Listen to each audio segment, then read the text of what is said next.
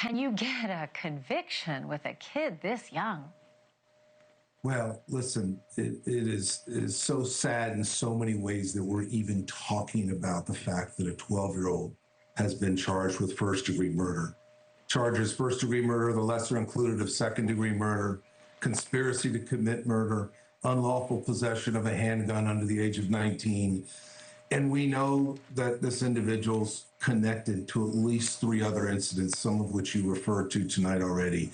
But it is really sad. And, you know, when he is accused and the allegations are, and he's not found guilty yet of anything, and he's presumed innocent unless and until he is found guilty. But he is presumed innocent, and he is the allegations are that when he was 11 years old, he was in that car participating in killing that person. And it's just unbelievable at so many different levels. And I will tell you, it's a juvenile justice system right now that is really in shambles in New Mexico. And we have to do something about it. And that's what today's news conference earlier was about.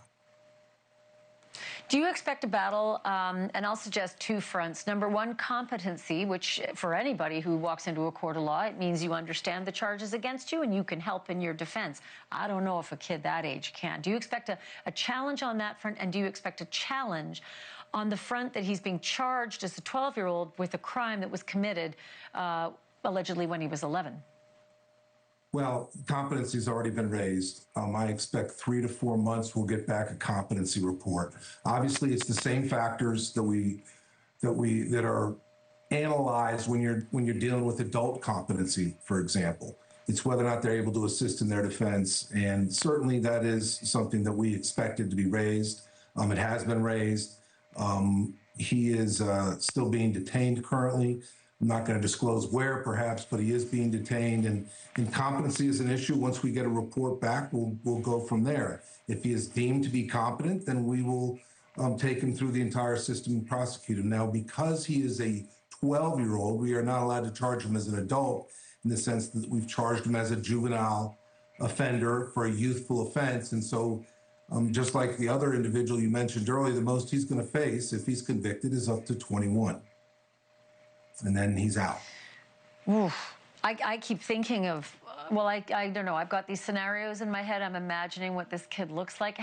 District Attorney Bregman, have you seen this child? Have you met with this child? And if so, can you describe anything about him? Does he have any boyish qualities? Is he one of those really big kids you don't believe is that young? I'm not going to go there, Ashley. You're not going to get me to start talking about his characteristics like that. These, you know, this is very early on in this process, but I will tell you that I think the fact that he is 12 years old says it all in many ways, right? Does it ever? I'll tell you what, the hot oven metaphor that you gave earlier, I think there were a lot of people watching who think, hell yeah, you know, this is crazy. We have such a problem with kids getting away with murder and getting hugs and being told that's okay, we'll figure it out next time. But then there are others who feel differently. And I do want to read something that the Chief Public Defender, Dan Bauer, said in a statement to NewsNation. He said this: the proposal here, which amounts to, quote, send kids to prison early and often, end quote, won't prevent crime. It won't make them grow into better kids. It will just make them better criminals. It's not, quote unquote, updating the juvenile code. It's taking it back to old, disproven ideas. What do you have to say about that? First of all, how's the system working so far? It's not. I myself, my office, has indicted more than 50 juveniles in 2.5 years for murder, involving 70 different murders, people murdered. They are real, these aren't just statistics, they're real people with families that are destroyed. So we have to protect the community. And quite frankly, I'm not about throwing away the key on juveniles. That's the last thing I want to do. The only meaningful consequence any of these juveniles face in our current system is when they are convicted of first-degree murder.